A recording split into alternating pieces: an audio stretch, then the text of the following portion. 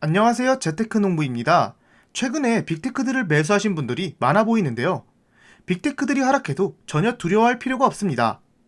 왜 그런지 이번 영상을 끝까지 보시면 이해하실 수 있습니다. 그럼 바로 시작하겠습니다. 구독과 좋아요 부탁드립니다.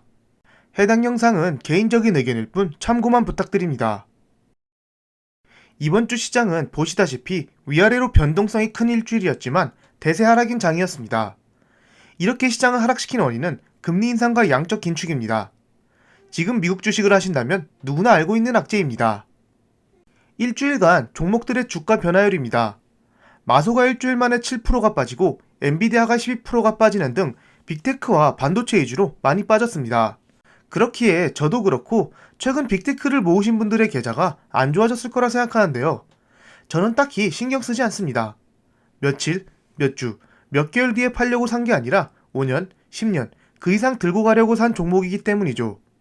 이렇게 하루하루 신경 쓰면 절대 오래 가지고 있을 수 없고 돈을 못 버는 게 주식이라 생각합니다.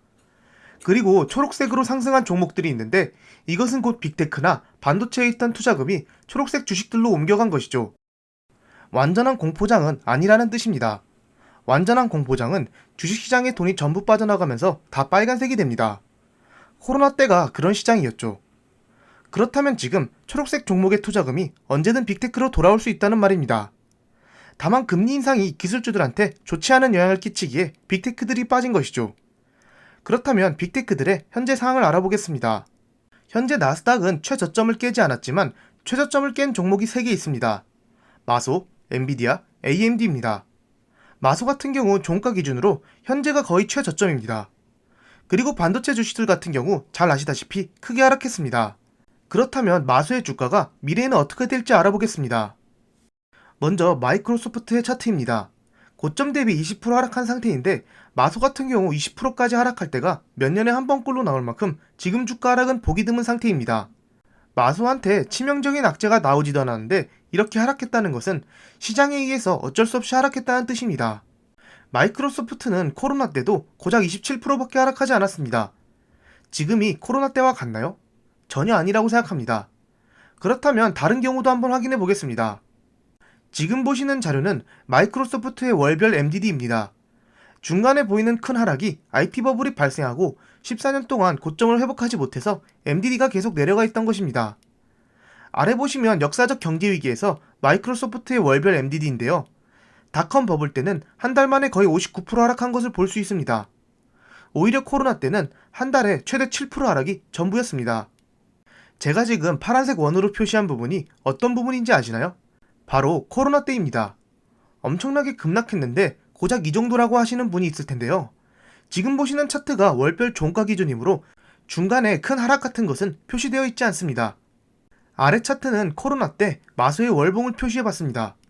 역시나 파란 원으로 표시했는데 변동성은 컸지만 종가 기준으로는 크게 변하지 않은 것을 볼 수 있습니다. MDD 기준으로 따지면 코로나 왼쪽에 있는 초록원인 2018년 미중 갈등이 더 크게 하락했습니다. 그래서 간혹 몇몇 분들은 코로나 때보다 2018년 말 미중 갈등이 더 충격이 컸다고 말합니다. 그리고 2015년 이후 하락장에서 마소가 고점을 회복하는 데 걸리는 시간은 평균 1년도 채 안 걸렸습니다. 뉴스를 보면 지금의 하락장은 다르다, 제2의 IT 버블이다 하지만 2015년 이후 그런 내용의 뉴스가 한 번도 안 나왔을까요? 하락장일 때 항상 나오는 뉴스라고 보시면 됩니다. 2015년 이후의 경향성을 보면 마소도 이번에 고점을 회복하는데 1년이 안 걸리지 않을까 개인적으로 생각됩니다. 마소의 PER을 확인해 보겠습니다. 드디어 마소의 PER이 30이 깨졌습니다. 올 초 급락할 때 처음으로 30이 깨지더니 지금도 30이 깨졌습니다. 지금 PER은 5년 평균 PER보다 많이 낮은 상태입니다. 하지만 중요한 점은 지금보다 PER이 더 하락할 수 있습니다.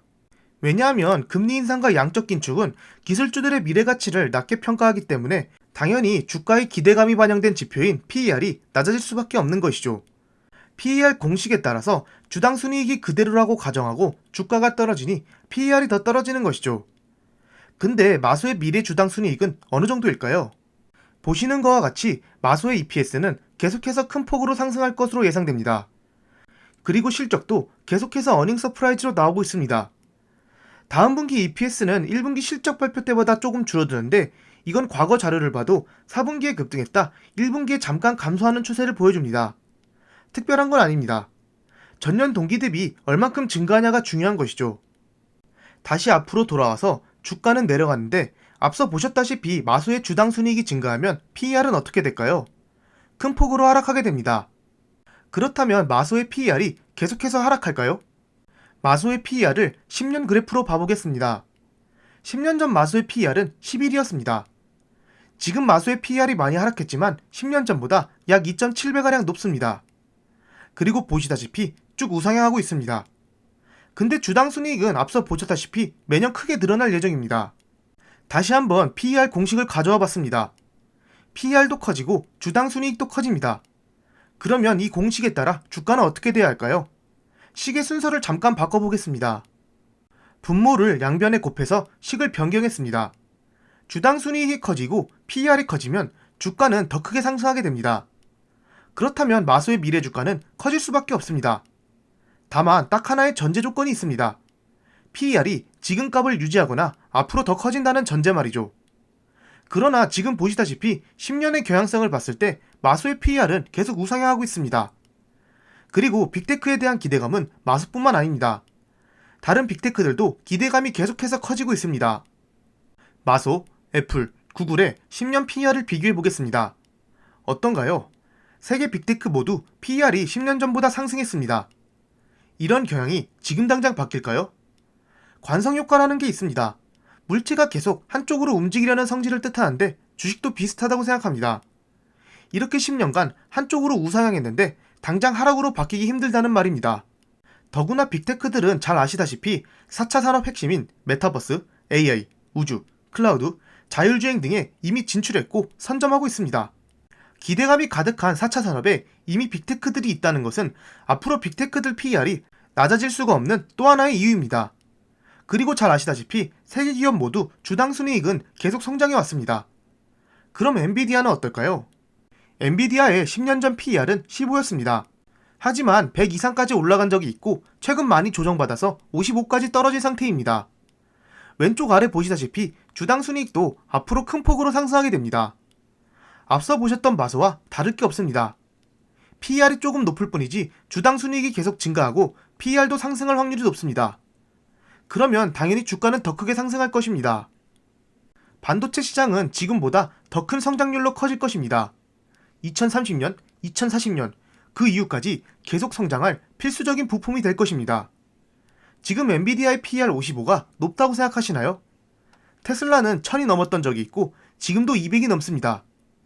반도체 산업처럼 급성장할 전기차 산업에서 압도적인 1등이기 때문이죠. 전기차 산업이 급성장할수록 더 필요한 것은 반도체 부품입니다. 그렇기 때문에 지금 반도체 종목들의 PER이 그리 높다고는 보기 힘듭니다. 그렇다면 앞으로 PER이 이렇게 높은 상태를 유지하거나 더 높아질 확률이 높고 주당 순이익도 늘어날 테니 반도체 기업들의 주가가 상승할 것입니다. 지금 보시는 차트는 최근 10년간의 마소 차트입니다. 우리는 앞서 PER 그래프를 분석함으로써 왜 마소의 주가가 이렇게 상승했는지 알 수 있었습니다. 다만 PER 지표 혼자서만 주가를 결정하는 게 아니라 주가는 아주 여러가지 요인으로 인해 움직이기 때문에 100% 맞다고는 볼 수 없습니다. 어쨌든 PER을 통해서 우리는 대략적으로 마소의 미래 주가를 예측해 볼 수가 있었습니다. 그렇다면 지금 마이너스 20% 하락일 때 어떻게 대응해야 할까요? 어차피 전고점을 뚫을 텐데 매수해야 할까요? 매도해야 할까요? 항상 말씀드리지만 내일, 다음 주, 다음 달의 마소의 주가는 전 세계 아무도 모릅니다. 연례 없는 연준의 공격적인 긴축과 러시아 전쟁 등으로 인해 생각보다 오랜 시간 하락을 유지할 수도 있습니다. 다만 한 가지 알 수 있는 점은 마소는 언젠가 고점을 뚫고 상승한다는 것이죠. 고점을 뚫고 더 올라갈 것이다 라고 분석했기에 우리가 마소나 엔비디아, 테슬라, 애플을 사는 거 아닌가요? 고점을 뚫지 못할 것이다 라고 분석하고 그 종목을 사는 사람이 있을까요? 아무도 없습니다. 투자는 확률 싸움이며 100%라는 것은 없다고 생각합니다. 우리의 분석은 100% 맞지 않지만 그 분석에 따라 매매를 하는 것이고 그 확률을 높이기 위해 우리가 이렇게 공부하는 것이죠. 빅테크들 중 10년 뒤 지금보다 하락한 종목이 있을 수도 있습니다. 다만 빅테크들은 지금보다 고점을 뚫고 더 상승할 확률이 높기에 투자를 하는 것입니다. 지금 같은 하락장이 온 것을 저는 고맙게 생각합니다. 제가 매수한 기업들을 더 분석하게 해줘서 제 멘탈을 더욱 단단하게 해줬기 때문입니다. 대충 느낌으로 매매하고 결국 버티며 오르니 난 존버할 거야. 멘탈이 강하니까. 이런 사람들도 하락을 30%, 40% 맞으면 어떨까요? 결국 흔들립니다. 30%, 40% 하락해도 흔들리지 않은 멘탈을 가지기 위해서는 기업 분석이 가장 중요하다고 생각합니다. 제 분석이 전부 맞는 게 아닙니다. 제 영상만 보고 무작정 매수하지 마시고 꼭 한 번이라도 자신이 매매하려는 회사 사이트에 직접 들어가서 실적 자료도 분석해보시고 다른 유튜버들의 영상도 참고하시면서 공부가 완벽히 된 후에 종목들을 매매해주시기 바랍니다. 지금 이 영상을 이해하셨으면 다음주 시장이 더 크게 하락해도 우리는 흔들릴 필요가 없습니다. 현금이 여유로우신 분들은 추매하셔도 좋고 현금이 없어서 추매를 못해도 슬퍼할 필요가 없습니다. 언젠가는 전세계 누구도 물려있지 않은 가격까지 전고점을 뚫고 상승할 것이기 때문입니다. 오늘도 즐거운 하루 보내세요. 감사합니다. 절대 투자 추천 영상이 아닌 개인적인 의견이니 참고만 부탁드립니다. 지금까지 제 영상을 봐주셔서 감사합니다. 구독과 좋아요 부탁드립니다.